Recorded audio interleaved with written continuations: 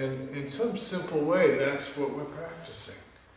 Finding a way to have an equilibrium, a sense of balance, in the face of the uncertainty that is actually the truth. Not only our big fear, but also reality.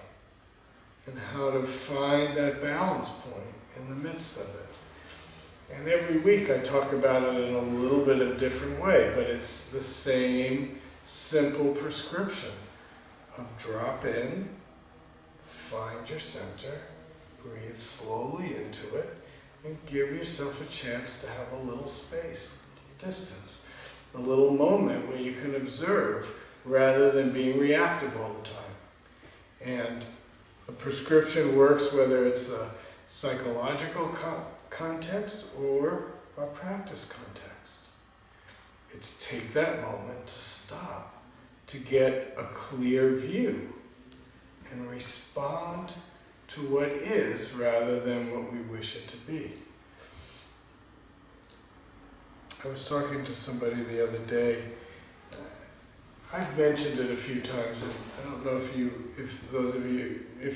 you know the work of Byron Katie and she calls it the work.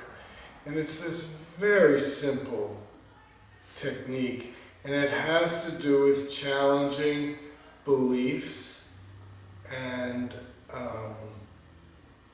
assumptions. And the first question is such a simple question. Is it true?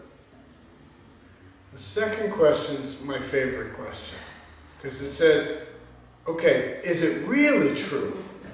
So you have to look a second time. The first time we're wondering, yeah, it is true. Really? Are you sure? For myself, there's a lot of things I think I know, or if somebody asks me, I'll say, which way is it? And I'll say, it's that way. And then they say, are you sure? It's like, well, I was, until you asked me if I was sure. Now maybe I'm wrong. I've got enough experience to know that it's very possible that I'm wrong. So that second moment where you check again, and not the checking that we negatively talk about here about self-doubt and self-criticism and judgment, but just wondering. If nothing else, we're training to wonder. Really? Do I really know that? Or do I just think I know that? Or am I just saying I know that because I want you to think that I know something? So to be able to observe what we do, get a sense of our motivation behind it, we have a chance to have a healthy life. But if we don't check in with our assumptions, beliefs, and just believe them because that's what makes us more comfortable, we end up making a mess of things. So, in some ways our practice is quite simple and direct. It's stop making a mess of things. If we can bring some awareness and attention, some wisdom maybe, some love and compassion, we're more likely not to make a mess of things. But when we blindly follow our beliefs, our ideas, our desires, our ignorance, then we'll generally make a mess of things for ourselves and others. And practice tells us that we have a choice.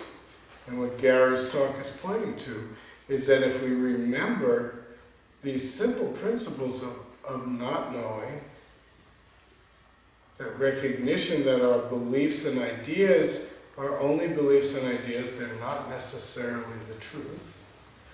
Once we can really own that, we can find some freedom.